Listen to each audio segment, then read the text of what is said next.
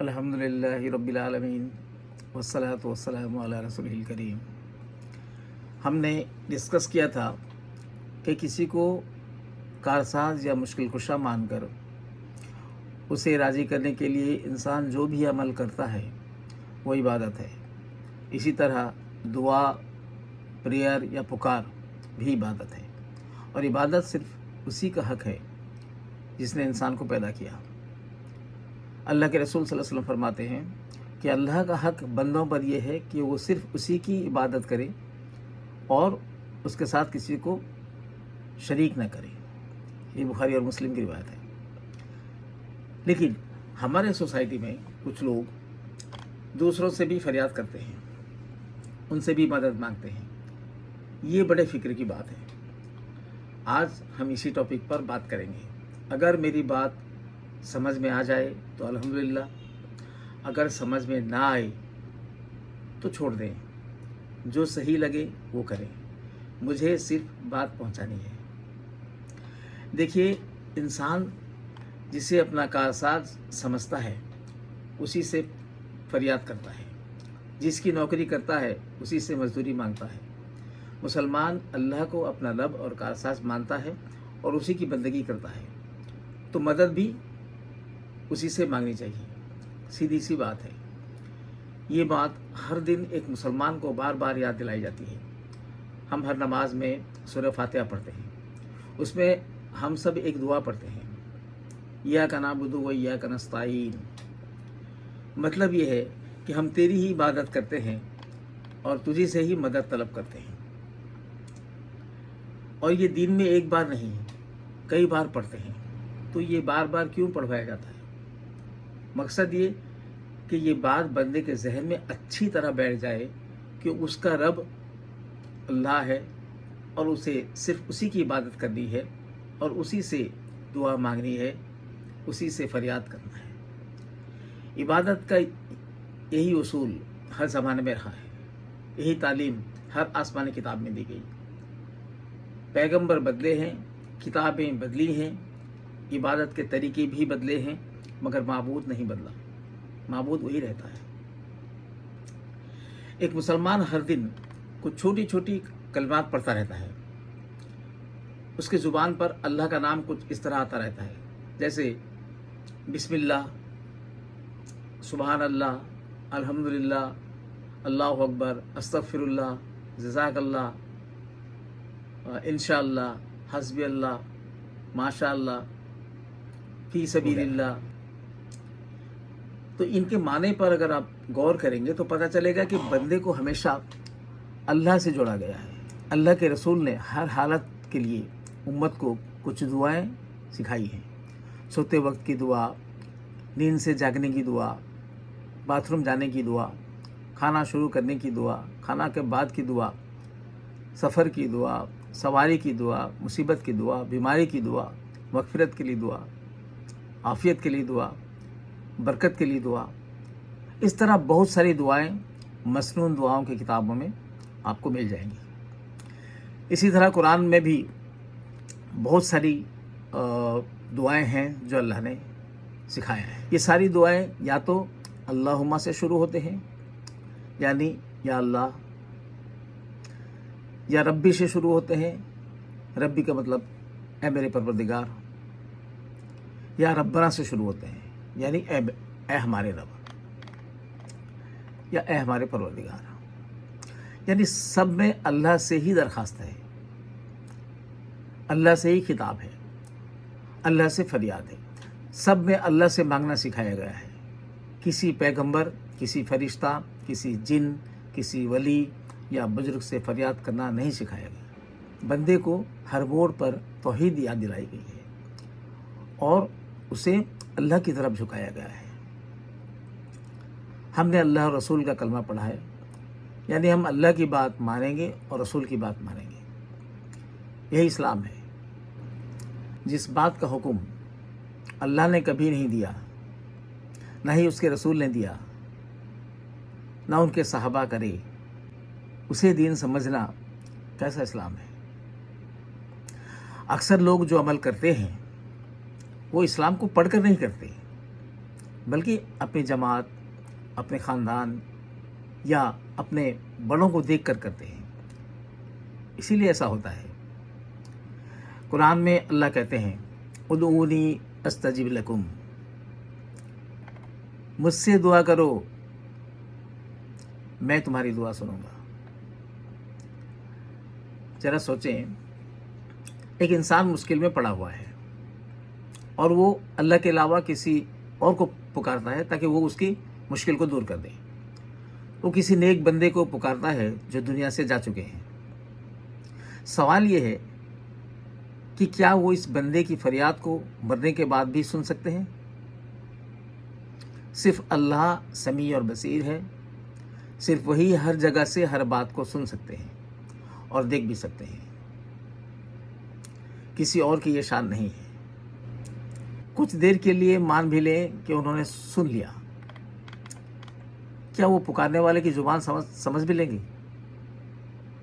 अलग अलग मुल्कों से लोग अलग अलग ज़ुबान में पुकारेंगे। कोई उर्दू में पुकारेगा, कोई अरबी में पुकारेगा, कोई इंग्लिश में, कोई जर्मन या चीनी ज़ुबान में पुकारेगा। अलग अलग ज़ुबान में लोग अपने मुश्किलात को पेश करेंगे। क्या वो इन सब की बातों को समझ लेंगे?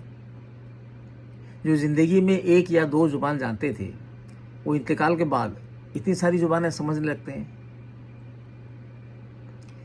एक ही वक्त में हज़ारों लाखों बंदे अलग अलग मुल्कों से फरियाद करेंगे। कोई इंडिया से है, कोई पाकिस्तान से है, कोई चाइना रसिया से है। अलग अलग मुल्कों से वो फरियाद करेंगे। क्या वो हजरत एक ही वक्त में हज़ारों लाखों आशिकों की फरियाद को सुनने की कुदरत रखते हैं? अच्छा, एक आदमी गूंगा है, अब वो बात नहीं कर पाता। जाहिर है कि वो दिल में पुकारेगा, दिल में अपने फरियाद रखेगा। सवाल ये है कि क्या वो हजरत दिल की बात भी सुन लेते हैं? दिल की बात सिर्फ अल्लाह सुन सकते हैं। इन्नल्लाह अलीमुम बिज़ाति सुदूर, अल्लाह दिलों की भेदों से वाकिफ़ है। और एक बात, इंसान की ज़िंदगी में जितनी मुश्किलात आते हैं, अगर सब अल्लाह हल कर सकते हैं तो फिर किसी दूसरे को फरियाद करने की क्या ज़रूरत है? क्या अल्लाह अपने बंदों के लिए काफ़ी नहीं है? अपने बंदों के काम बनाने के लिए काफ़ी नहीं है? अल्लाह पूछते हैं कुरान में, अलैहिस्सलाहु बिकाफ़िन अब्दहु, क्या अल्लाह अपने बंदों के लिए काफ़ी नहीं है? तंगी हो, बीमारी हो, मुसीबत हो, ऐसी कौन सी मुश्किल है जो अल्लाह आसान नहीं कर सकते, सॉल्व नहीं कर सकते? वो कहते हैं इन्नल्लाह अला कुल्लि शैइन कदीर, बेशक अल्लाह हर चीज़ कर सकते हैं, हर चीज़ पर कादिर हैं। इसलिए बंदों को एक दुआ पढ़ने की तालीम दी गई है ताकि बंदे को ये याद रहे कि अल्लाह उसका काम बनाने के लिए काफ़ी है। वो दुआ ये है, हस्बुनल्लाहु व निअमल वकील, हमारे लिए अल्लाह काफ़ी है और वो बेहतरीन काम बनाने वाला है, बेहतरीन कारसाज है। और एक बात, जिन्हें लोग अल्लाह के सिवा पुकारते हैं या फरियाद करते हैं, क्या वो खुद अपने फ़ायदे या नुकसान के मालिक हैं? जैसे अपनी बीमारी खुद दूर कर देते हो या अपनी गरीबी दूर कर सकते हो।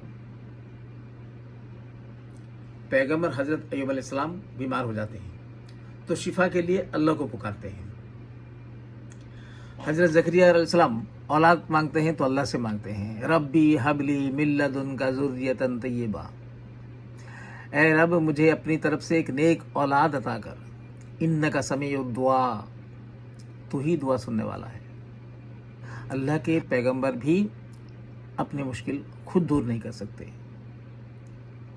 बाकी लोगों की क्या बात करेंगे। एक और बात, अगर अल्लाह किसी पर मुसीबत डालने का इरादा करते हैं या किसी को सज़ा देने का इरादा करता है तो कौन है जो उसे रोक सकता है?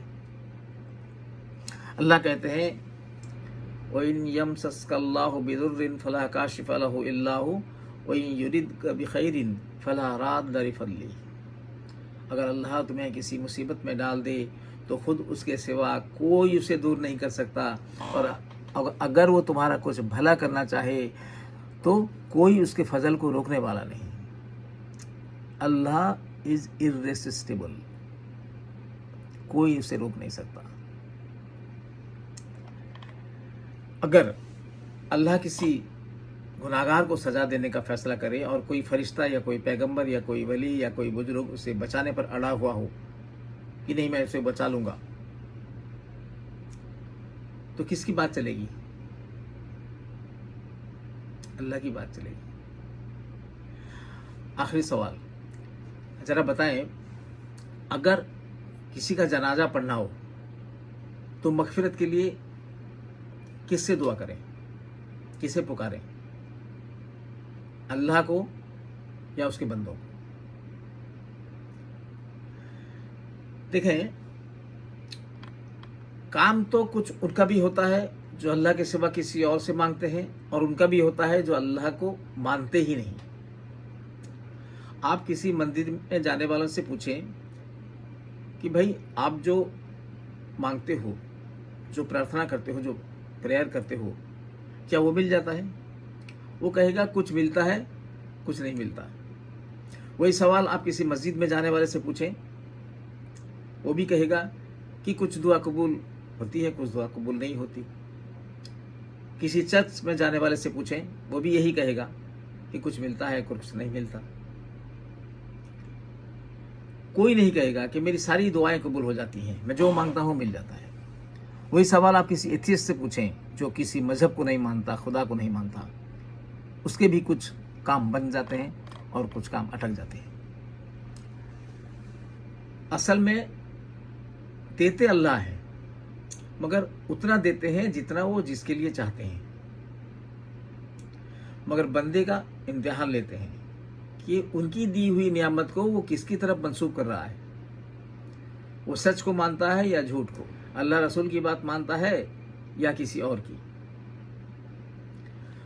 तो दोस्तों, सिंपल सी बात है, जिसके लिए हम नमाज पढ़ते हैं, रोज़ा रखते हैं, हज करते हैं, ज़कात देते हैं, दुआ भी उसी से मांगें, उसी से फरियाद करें। और जिसे नमाज के अंदर पुकारते हैं, जिसे नमाज के अंदर जिससे दुआ करते हैं, नमाज के बाहर भी उसी को पुकारें। यही सही है। उमा अलैना इल्लल बलाग।